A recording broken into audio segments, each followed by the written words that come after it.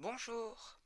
Suite à la vidéo partagée précédemment, j'ai décidé d'écrire au sujet de la médecine ayurvédique, assez mal connue. Je me suis allègrement baigné dedans durant des années. J'y suis rentré par le bouddhisme et le Dalai Lama. De nombreux livres dévorés comme s'ils allaient me révéler des vérités recherchées. J'ai même plongé. J'avais même un prof particulier. Quand j'allais en Inde pour le commerce, je passais toujours par la case de mon docteur en Ayurveda, Mahesh, issu de la caste privilégiée des Brahmanes, faut-il le préciser. Et par la suite, nous avons continué via Skype. Il m'a même donné, au bout de plusieurs années, un torchon appelé diplôme. Oui, et cela s'est achevé quand la Prolo de France n'envoyait plus d'argent à son maître. Il a même eu l'audace de me contacter il y a très peu de temps pour, au final, me redemander de l'argent. Bref, l'Ayurveda est une base indiscutable du bouddhisme.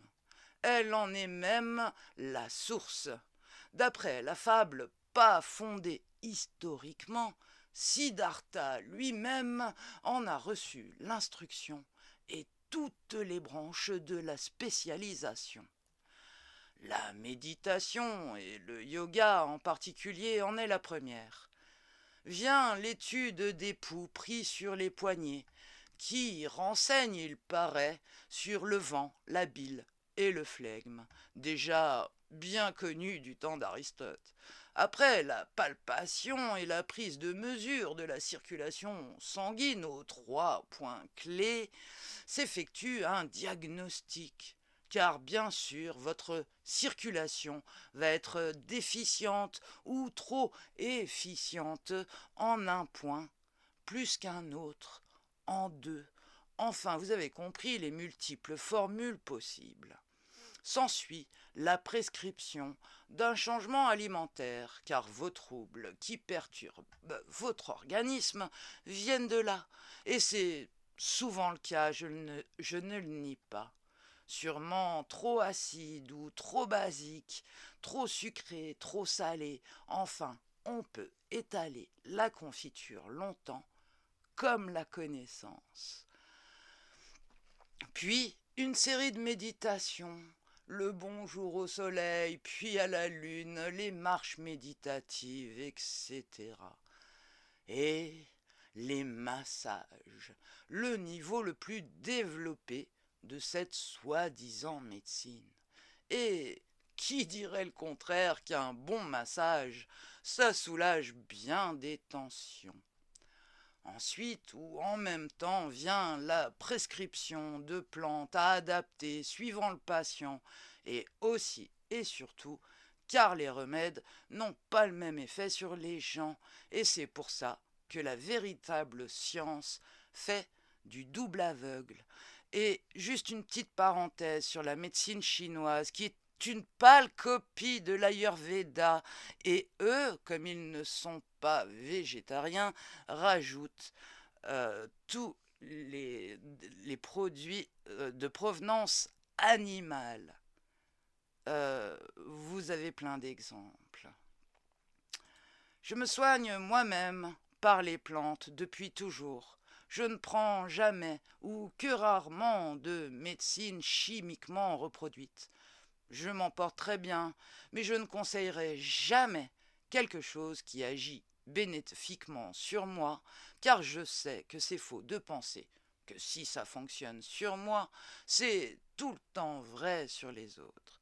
Vous avez sûrement entendu parler de la réflexologie, l'auriculothérapie, l'acupuncture et bien d'autres choses encore. Elles sont toutes des branches de cette médecine. Vous, dit-on, vieille de 3500 ans. Waouh, l'argument. J'ai reçu de nombreux témoignages qui fondaient la validité de mes propos que j'affirmais parfaitement véridiques. Je pourrais en citer de nombreux, ça n'aurait que moins ou plus de sens. Je vais citer celui qui m'a le plus impressionné. Chez un autre doc du côté d'Ampi, j'ai rencontré un Swamiji, mondialement connu, validé par la presse anglaise. On se demande pourquoi. Je m'étais fait piquer par je ne sais quel insecte, et mon genou était gonflé comme un ballon. Il s'est occupé de moi en me massant, en me frottant très fort la cheville avec une petite barre métallique. Puis il a commencé à m'enfoncer la pointe d'un crayon tout entière, pile au milieu du pli dans le gros ortel. Et je vous assure que la rougeur a diminué et s'est effacée en même temps que l'acte. L'inflation est restée, mais la rougeur est partie subitement, ce qui a suffi à m'impressionner et à valider immédiatement les bienfaits de la technique. Ce qui me semble lucide au départ. Dans le même temps, une infirmière française au même prénom que moi, bénévole au service de Sa Majesté, préparait la stérilisation d'aiguilles en or et d'argent. Dans une petite boîte métallique, dans des serviettes encore bouillonnantes, le grand mage se désinfecte les mains avec une des serviettes, tâtonne la tête d'un homme venu des Pays-Bas, cherche et farfouille quelques points spécifiques qu'il frotte aussi avec la serviette brûlante. C'est vrai que nous sommes dehors et dans un environnement pas spécialement stérile, et il enfourne les aiguilles, une à une, de plusieurs centimètres, et l'homme reste ainsi plusieurs heures qui dépendent de l'instant où il en est dans la dite thérapie. Au départ, 7 heures avec les aiguilles dans le crâne. Oui, 7 heures, 3 fois par semaine. Puis 5 heures, 3 fois par semaine, puis 3, vous avez compris, 3 fois 3, 3 fois 3, 3333 dans l'hindouisme, 3333 divinités. Donc, quand je l'ai rencontré, il en était à 3 heures seulement, une fois par semaine, ça va. Il est HIV positif et commence à raconter son histoire. Je tends l'oreille.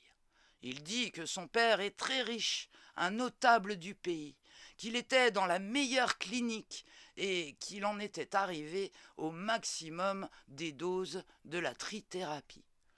Tous les spécialistes de la question lui donnaient au bas mot de 3 à 6 mois d'avenir de vie. Après l'annonce morbide de cette nouvelle, il tombe sur un article du Times qui lui dit « Swamiji, ce doc, guérit le sida et bien d'autres maladies. Il n'en a pas fallu plus que ça pour qu'il fasse son baluchon, retire tout son argent et prenne un billet simple pour l'Inde. Il l'a cherché 6 mois. Imaginez la prouesse dans ce pays, dans son état de santé, en sachant que, bien sûr, il ne recevait plus son traitement. Tout en répétant en boucle une phrase, et c'est important, car durant la narration de son histoire et durant tout ce temps, il répétait cette phrase éperdument.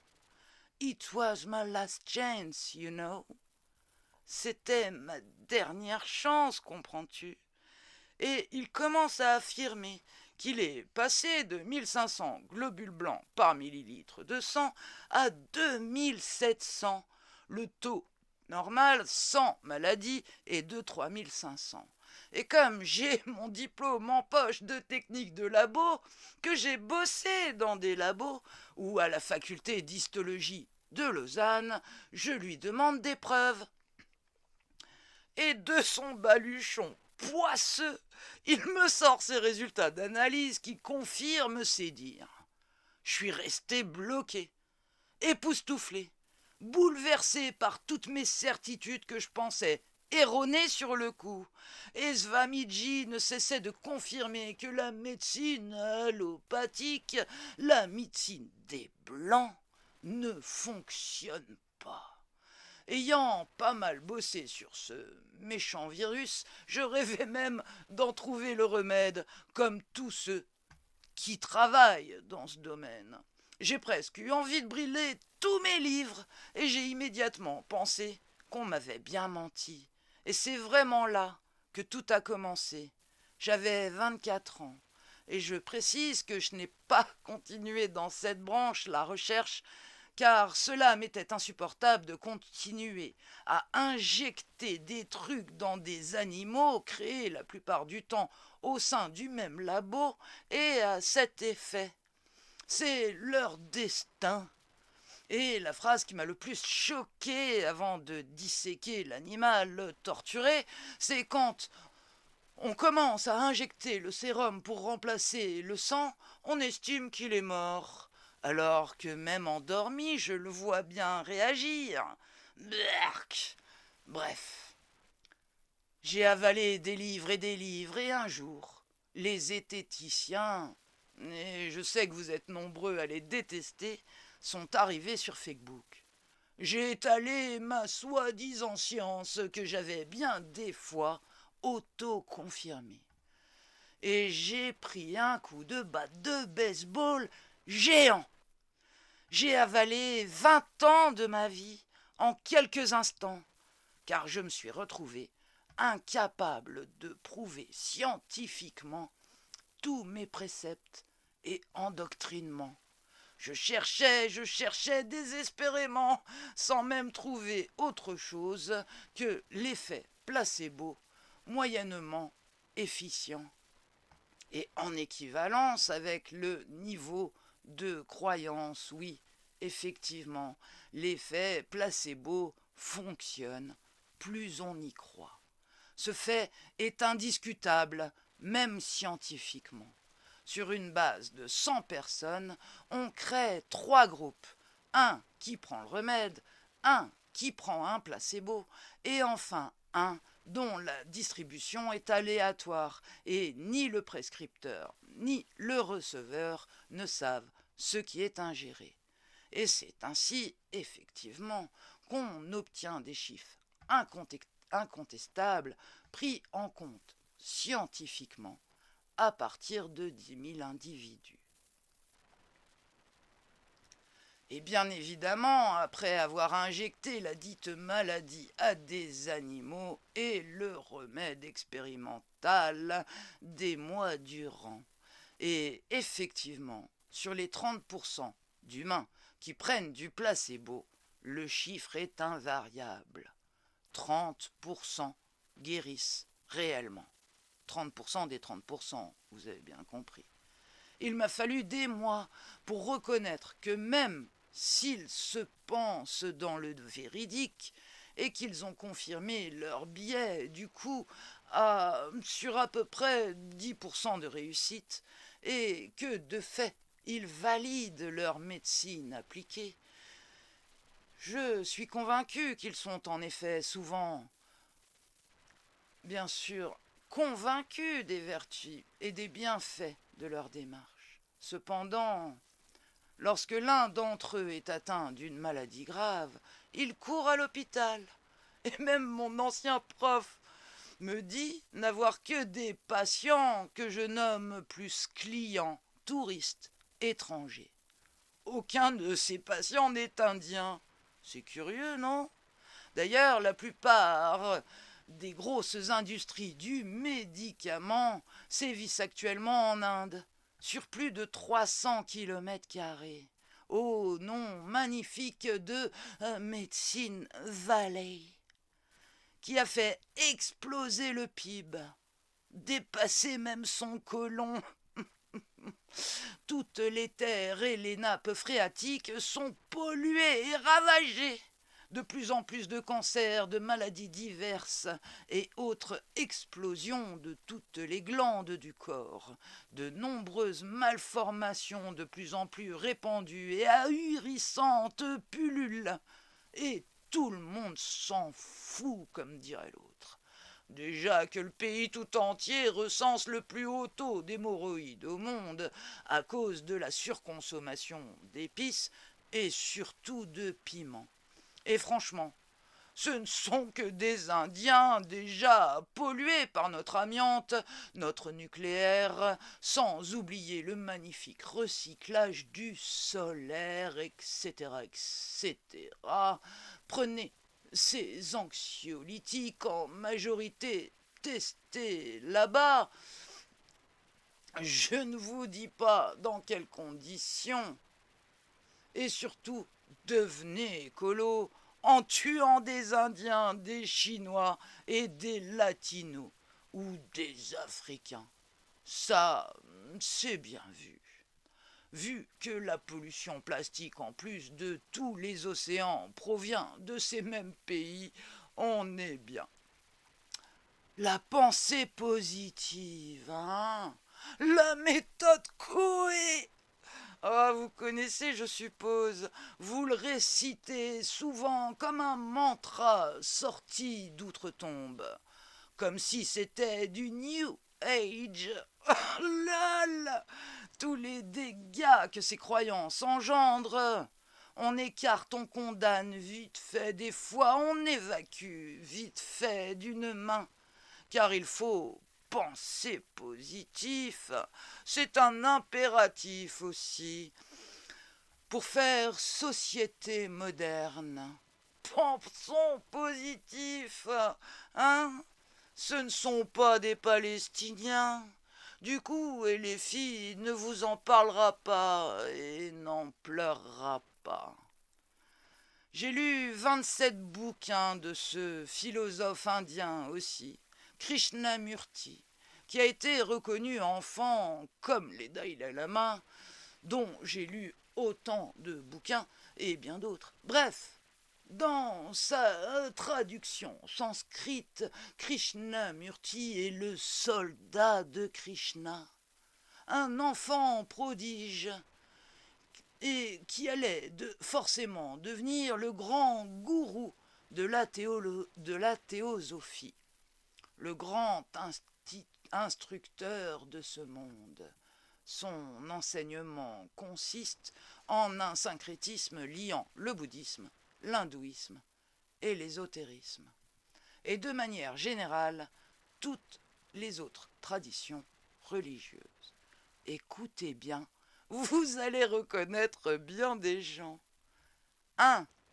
Former un noyau de la fraternité universelle et l'humanité, sans distinction de race, credo, sexe, caste ou couleur. 2. Encourager l'étude comparée des religions, des philosophies et des sciences. 3. Étudier les lois inexpliquées de la nature et les pouvoirs latents dans l'homme. La première qu'on vous enseigne, l'infiniment grand qui nous entoure est égal à l'immensément grand dans tout ton corps. Ah, c'est vrai comme slogan, ça se pose là. Puis vous allez découvrir 1. Le principe qui donne la vie habite en nous et hors de nous. Il est immortel, éternellement bienfaisant. Il ne peut être vu ni entendu, mais celui qui aspire à le percevoir le perçoit. 2. L'âme de l'homme est immortelle, et son avenir est d'une gloire et d'une splendeur sans limite. 3.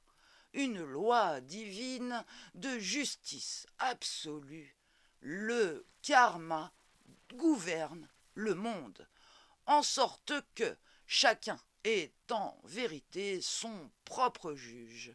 Nous devons distinguer entre Dieu considéré comme l'existence infinie, l'absolu Brahman, le tout, et la manifestation de cette existence unique, c'est-à-dire le Dieu révélé, le Logos, le Verbe qui développe et dirige l'univers.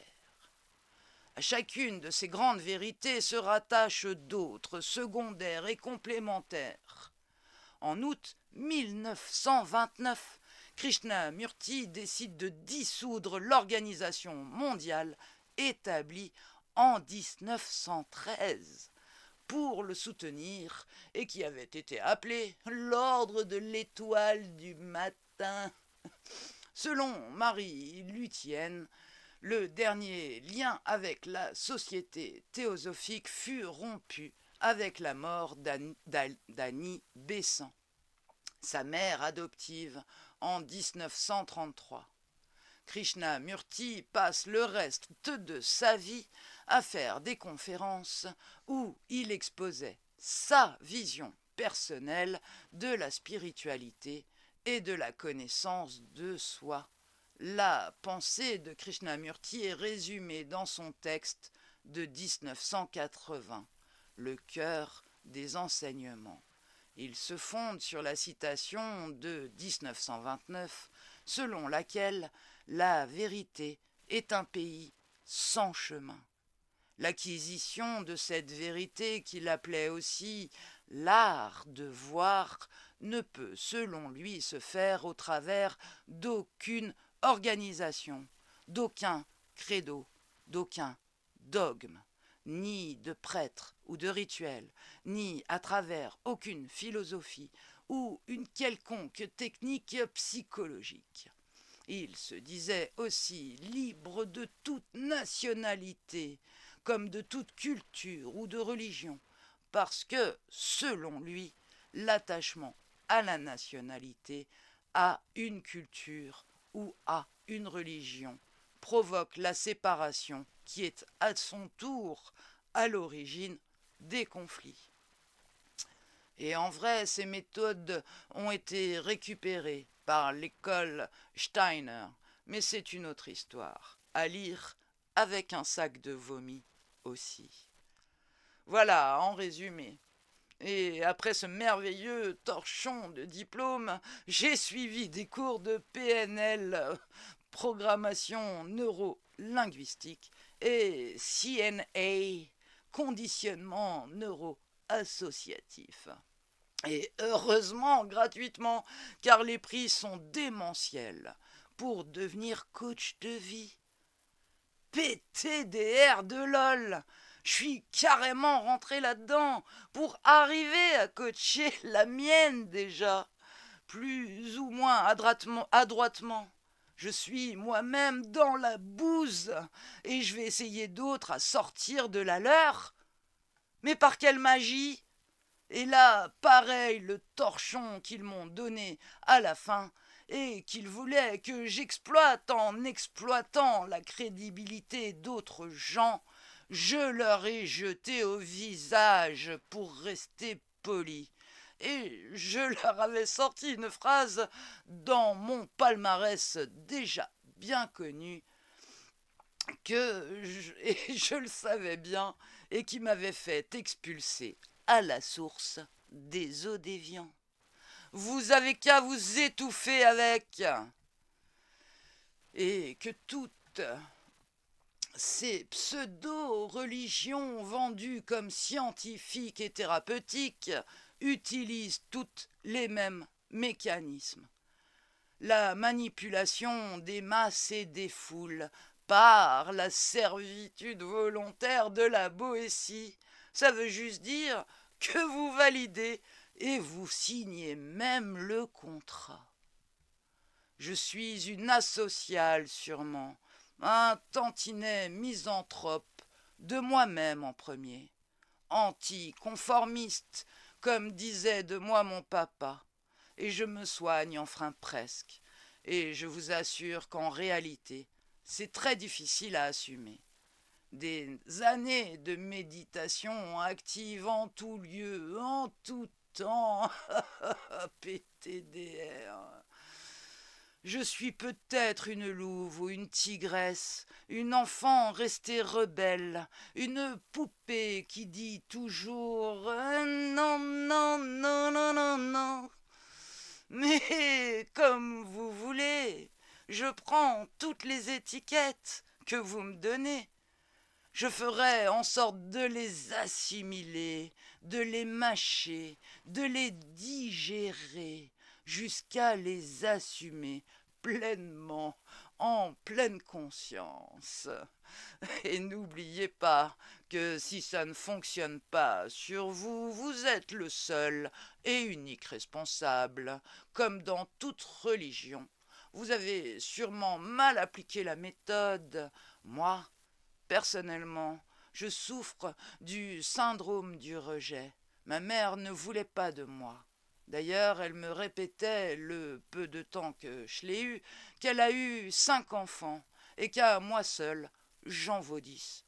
Mais j'ai toujours fait en sorte que surtout cette parole soit véridique, car de sa bouche ne sortaient que des mensonges. Et j'ai accumulé ce sentiment de rejet durant de nombreuses années. Et bien sûr, je me sentais l'unique responsable. C'était toujours de ma faute. Et le symptôme revient indéfiniment, en boucle perpétuelle. Et je ne pense pas avoir inventé ce mouvement. Nous avons tous des séquelles que nous cherchons à dissimuler ou exposer, à en guérir ou à l'aggraver des fois. Nous avons tous besoin de rêves et de rêver, d'espoir et de fraternité.